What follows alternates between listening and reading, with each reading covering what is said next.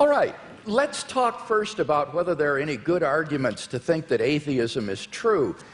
Now, it seems to me that you're rather ambivalent here, that you say, you redefine atheism to mean a sort of atheism or non-theism. That's what it means.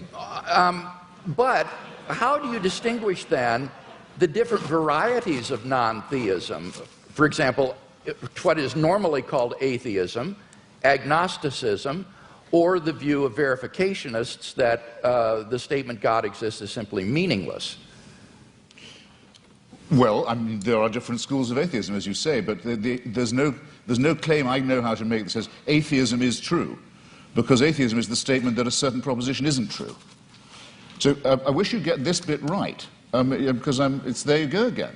Well, I just devoted a little time to this. I said it is not in itself a belief or a system. It simply says you can get by better, probably, we think, without the assumption that no one who wants you to worship a god has ever been able to come up with a good enough reason to make you do it. Now, so the point is, though, that on your definition of atheism or non-theism, it really embodies a diversity of views, such as agnosticism, what is normally called atheism, or this verificationism.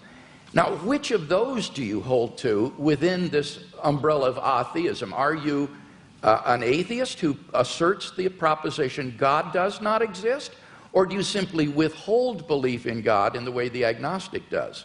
Right. On some days, I'm a great.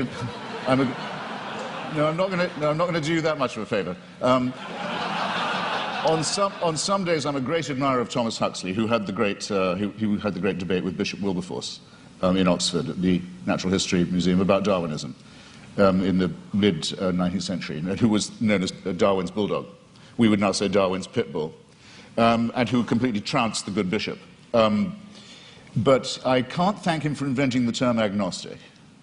And I can't thank him for some of his social Darwinist positions either, some of which are rather unattractive. I need an answer to this. My time is fleeting. Because I think agnosticism is evasive.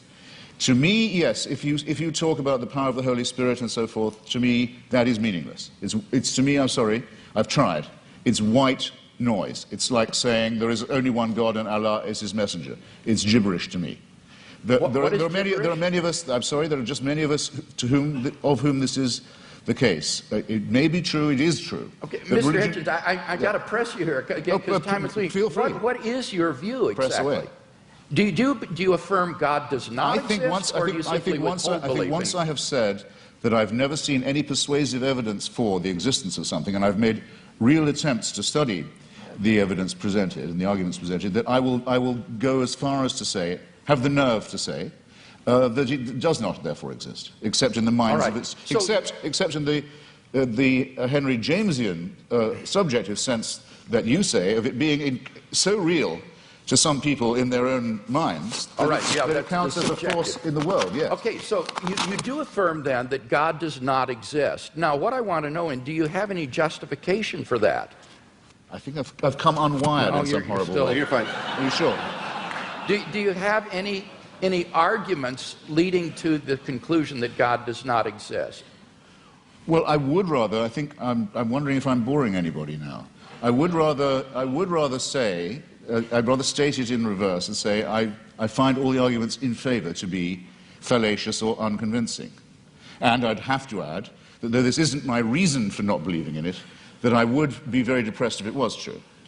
But that's a quite different thing. I don't say of atheism that it's at all morally superior. That would be very risky. I wouldn't admit that it was at all morally inferior either, but we can at least be acquitted on the charge of wishful thinking. I wonder if that's the case. Would you agree that the absence of evidence is not evidence of absence? Well, you know, I'm not sure that I would agree. Okay. Let's turn to the moral argument and talk about that a little bit. I think you've misunderstood the moral argument. Given the stakes, Doctor, sorry. Given the stakes, you're not saying, we're not talking about unicorns or tooth fairies or leprechauns here. We're talking about an authority that would give other human beings the right to tell me what to do in the name of God. So for a claim like that, if there's no evidence for it, it seems to me not a small question. No, it's certainly not a small question. Because you're making a very, very, very large claim. Your evidence had better be absolutely magnificent, it seems to me.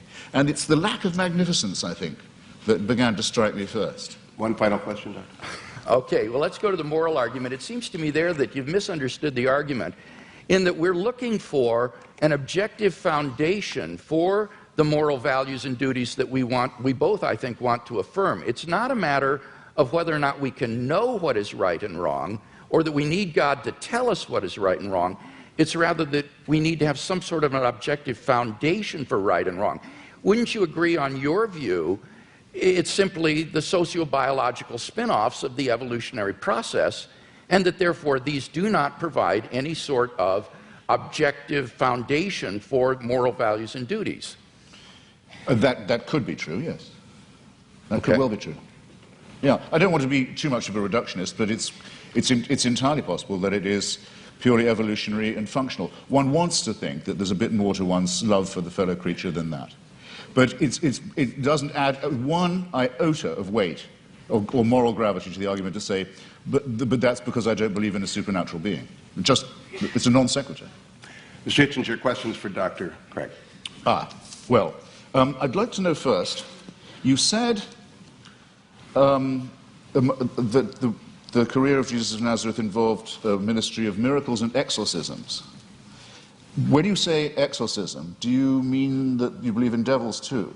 What I meant there was that most historians agree that Jesus of Nazareth practiced miracle working and he practiced exorcisms. I'm not committing myself, nor are historians committing themselves to the reality of demons, but they are saying that Jesus did practice exorcism and he practiced healing. So you believe that Jesus of Nazareth caused devils to leave the body of a madman and go into a flock of pigs that hurled themselves down the Gadarene slopes into the sea? Do I believe that's historical? Yes. Right. That would be sorcery, wouldn't it, though? No, it would be an illustration of Jesus' ability to command even the forces of darkness, and therefore an illustration of the sort of divine authority that he was able to command and exercise. This, as I say, is illustrative of this unprecedented sense of divine authority that Jesus of Nazareth had, that he even could command the forces of darkness and that they would obey. So whether you think he was a genuine exorcist or that he merely believed himself to be an exorcist, what is historically undeniable is that he had this radical sense of divine authority, which he expressed by miracle working and exorcisms. Right. And you believe he was born of a virgin? Yes, I believe that as a Christian. I couldn't claim to prove that historically. That's not part of my case tonight. But I as a Christian, I believe that. And I know you believe in the resurrection, but yes, and for that I think that we have good evidence. As a matter of biblical, what shall we call it, consistency, it's said in one of the Gospels that at the time of the crucifixion, all the graves of Jerusalem were opened, and all the tenants of the graves walked the streets and greeted their old friends. It makes the resurrection sound rather a commonplace in the greater Jerusalem area. It says, that's in the Gospel of Matthew, and that's actually attached to a crucifixion narrative. That's what I said. It says at the time of the crucifixion. Yes, that's right. At the time of the crucifixion, it says that there were appearances of Old Testament saints in Jerusalem at the time. This is part of Matthew's description of the crucifixion scene. I mean, do you believe that? I don't know whether Matthew intends this to be apocalyptic imagery or whether he means this to be taken literally. I've not studied it in any depth, and I'm open-minded about it. I'm willing to be convinced one way or the other. You see, the reason I'm pressing you is this because, I mean, we know from Scripture that the pharaohs, the magicians, could produce miracles. In the end, Aaron could outproduce them. But what I'm suggesting to you is even if the laws of nature can be suspended and great miracles can be performed, it doesn't prove the truth of the doctrine of the person who's performing them. Or would you not agree to that? Not necessarily. I think that's right. So somebody could be casting out devils from pigs, and that wouldn't prove he was the Son of God. I think that's right. In fact, there were Jewish exorcists. The only point that I was trying to make there was that this was illustrative of the kind of divine authority that Jesus claimed, especially since he didn't cast them out in God's name, where he didn't perform miracles by praying to God. He would do them in his own authority. So that Jesus exercised an authority that was simply unheard of at that time, and for which he was eventually crucified because it was thought to be blasphemous. Well, it was thought to be blasphemous to claim to be the Messiah, to be exact. I mean, the people who got the closest look at him, the Jewish Sanhedrin, thought that his claims were not genuine. So remember, if you're resting anything on eyewitnesses, the ones who we definitely know were there thought he was bogus. But, okay, I think I've got a rough idea, assuming you make that assumption of his pre-existing divinity, that it's a presuppositionalist case, I can see what you're driving at. Well, no, I'm not a another question. presuppositionalist. I've got another question for you, which is this. How many religions in the world do you believe to be false? I don't know how many religions in the world there are, so I Well, can't could you name... Right.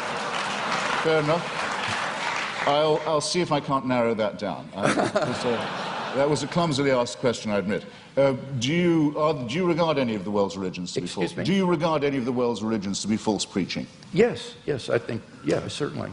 Would you name one, then? Islam. That's quite a lot. Pardon me? That's quite a lot.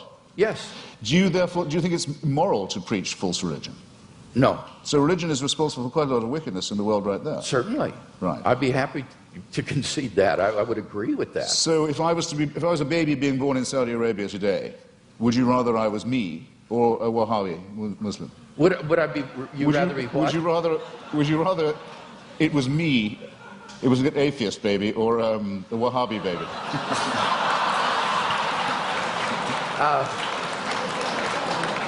I don't have any preference as to whether you would.